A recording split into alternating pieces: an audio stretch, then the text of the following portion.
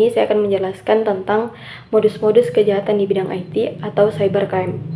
Modus-modus adalah cara atau metode yang digunakan pelaku untuk melakukan kejahatan di dunia digital. Adapun modus yang sering digunakan atau yang paling umum digunakan, yang pertama ada phishing. Phishing adalah upaya untuk memperoleh informasi pribadi atau data sensitif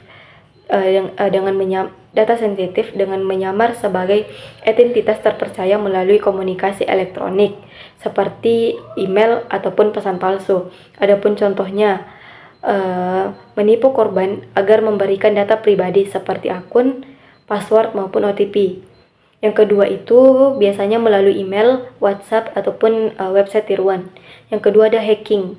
Hacking adalah meretas sistem komputer atau jaringan untuk mengakses, mengubah, atau merusak data secara tidak sah. Adapun contohnya seperti mencuri data, penyusup, maupun sabotase.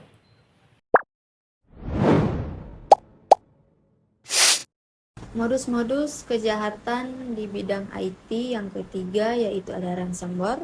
Ransomware ini jenis malware yang menginskripsi atau mengunci file milik korban sehingga tidak bisa diakses, lalu diminta tebusan untuk mengembalikan akses tersebut.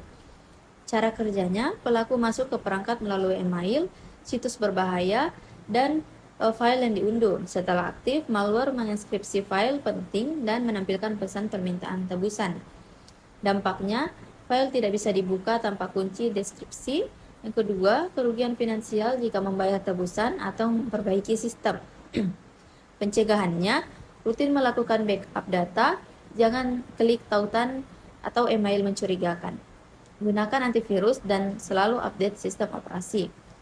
Kemudian modus-modus yang keempat yaitu adalah carding. Nah, carding ini adalah tindakan mencuri yang menggunakan data kartu kredit milik orang lain untuk melakukan transaksi secara ilegal. Cara kerjanya, data kartu diperoleh melalui phishing, skimming, atau peretasan situs belanja. Setelah itu digunakan untuk belanja online tanpa izin pemilik. Dampaknya, uang pemilik kartu bisa hilang tanpa disadari. Yang kedua, reputasi toko online bisa rusak jika data dibobol. Yang ketiga, bisa menyebabkan kebocoran data pribadi lebih luas. Nah, adapun cara pencegahannya, yang pertama, belanja hanya di situs yang menggunakan HTTPS. Yang kedua, aktifkan notifikasi transaksi dan verifikasi 2 langkah. Yang ketiga, jangan simpan data kartu di situs yang tidak dipercaya.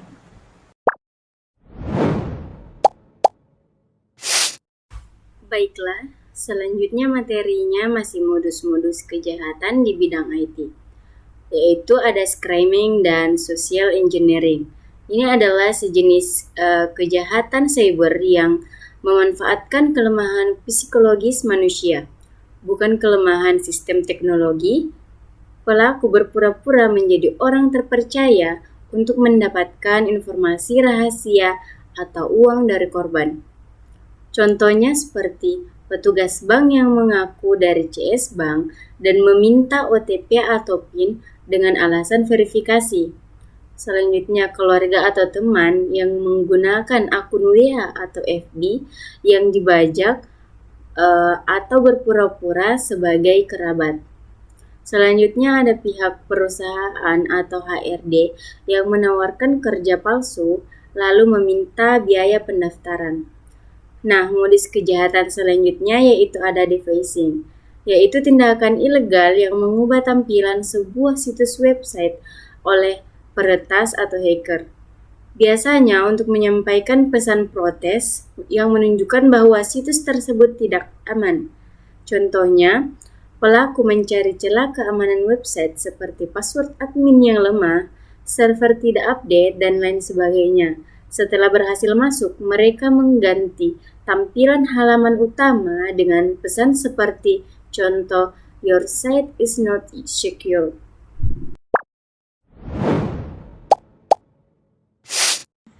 Baik, materi selanjutnya yaitu karakteristik cybercrime, di mana cybercrime itu adalah fenomena kejahatan yang memanfaatkan teknologi informasi dan komunikasi, khususnya internet, sebagai sarana atau objek kejahatan. Adapun karakteristik cybercrime itu sendiri, yang pertama dilakukan di ruang cyber atau cyberspace. Kejahatan ini terjadi di dunia maya yang melampaui batas geografis. Hal ini menyulitkan penentuan yurisdiksi hukum negara mana yang berlaku.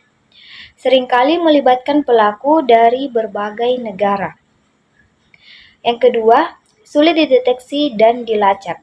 Sifat anonimitas internet dan kemampuan pelaku untuk bersembunyi di balik jaringan yang kompleks membuat deteksi dan pelacakan pelaku cybercrime menjadi sangat sulit. Yang ketiga, tidak memerlukan kehadiran fisik. Berbeda dengan kejahatan konvensional, pelaku cybercrime tidak perlu berhadapan langsung dengan korban. Semua tindakan dilakukan secara virtual. Yang keempat, target luas. Target cybercrime tidak hanya individu, tetapi juga perusahaan besar, organisasi, pemerintah, dan bahkan infrastruktur kritis negara. Yang kelima, memanfaatkan kelalaian manusia atau human error. Banyak serangan cyber berhasil karena kelalaian atau ketidaktahuan pengguna. Selain itu, para pelaku cyber juga memanfaatkan celah dari keamanan sistem.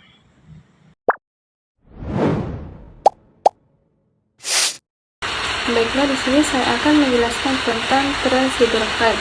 Yang pertama yaitu deepfake untuk menipu visual dan audio. Nah, deepfake adalah teknologi yang menggunakan kecerdasan buatan atau AI untuk memalsukan video, gambar, dan suara seseorang dengan sangat meyakinkan. Misalnya yaitu video atasan perusahaan yang tampak asli meminta staf keuangan untuk mentransfer uang ke rekening tertentu, padahal video itu hasil manipulasi AI. Yang kedua yaitu penipuan e-commerce lewat akun dan toko bodong. Cyberkriminal memanfaatkan platform belanja online dengan membuat akun palsu yang mengaku sebagai penjual terpercaya dan toko bodong dengan tampilan meyakinkan, tapi setelah pembayaran barang tidak pernah dikirim. Yang ketiga yaitu serangan ke perangkat IoT atau Internet of Things. Perangkat pintar seperti CCTV, smart lock, smart home, dan smart TV semakin banyak digunakan. Sayangnya keamanan perangkat ini sering lemah. Yang keempat yaitu malware berbasis AI. Malware atau perangkat berbahaya kini semakin cerdas berkat AI. Jenis baru ini bisa beradaptasi karena mengubah pola serangannya agar tidak terdeteksi antivirus dan menyesuaikan diri untuk mengidentifikasi kelemahan sistem target secara otomatis, menghindari deteksi dengan perilaku menyerupai program normal. Yang terakhir yaitu doxing atau penyebaran data pribadi. Doxing adalah tindakan menyebarkan informasi pribadi seseorang, contohnya alamat, nomor HP, akun media sosial, hingga foto keluarga ke publik tanpa izin, biasanya untuk balas dendam, intimidasi atau ancaman, dan mempermalukan korban. Sekian dari saya.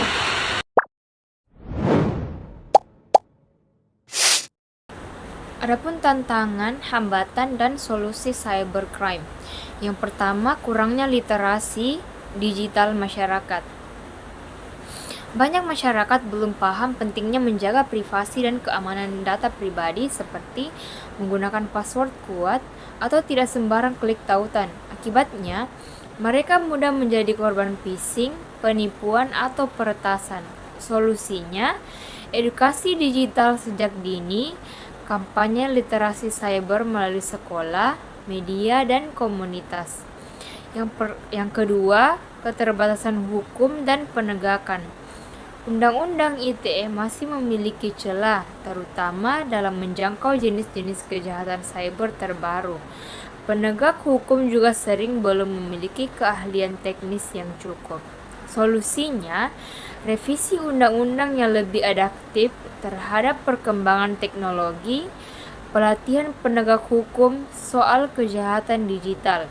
Yang ketiga, kurangnya SDM ahli keamanan cyber. Indonesia masih kekurangan tenaga profesional di bidang keamanan cyber seperti analisis forensik digital, white hat hacker, dan ahli enkripsi. Solusinya, dorong pendidikan dan pelatihan di bidang keamanan cyber kerjasama kampus sehingga industri. Yang keempat, cepatnya perkembangan teknologi. Teknologi digital berkembang sangat cepat, tetapi sistem keamanan tak selalu mengikuti. Hacker memanfaatkan celah sebelum ditambal. Solusinya, inovasi dan investasi dalam riset keamanan digital secara terus-menerus. Yang kelima, kurangnya kerjasama internasional. Banyak serangan berasal dari luar negeri, namun keterbatasan kerjasama antar negara membuat pelaku sulit dilacak dan dihukum. Solusinya, perkuat kerjasama antar negara lewat Interpol, ASEAN, dan Organisasi Keamanan Cyber Global.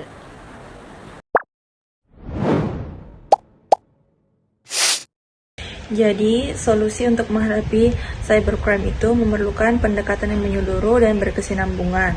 Salah satu langkah utama adalah meningkatkan edukasi literasi digital kepada masyarakat. Sosialisasi tentang bahaya dan jenis-jenis kejahatan cyber perlu dilakukan secara rutin di sekolah, perkantoran, dan lingkungan masyarakat umum agar masyarakat lebih waspada dan tidak menjadi korban. Selain itu, regulasi dan kebijakan yang ada perlu diperkuat lagi. Revisi terhadap Undang-Undang Informasi dan Transaksi Elektronik atau Undang-Undang ITE sangat penting agar tidak multitafsir dan lebih adil. Pemerintah juga perlu mempercepat pembentukan lembaga perlindungan data pribadi sesuai amanat UU Undang-Undang PDP untuk memastikan data masyarakat aman dan tidak disalahgunakan. Dari sisi teknis, investasi dalam keamanan cyber harus ditingkatkan. Pemerintah dan sektor swasta wajib memperkuat infrastruktur digital mereka, termasuk penggunaan sistem keamanan yang mutakhir dan perekrutan tenaga ahli di bidang keamanan cyber. Ini juga penting untuk mencegah kebocoran data maupun serangan dari pihak yang tidak bertanggung jawab.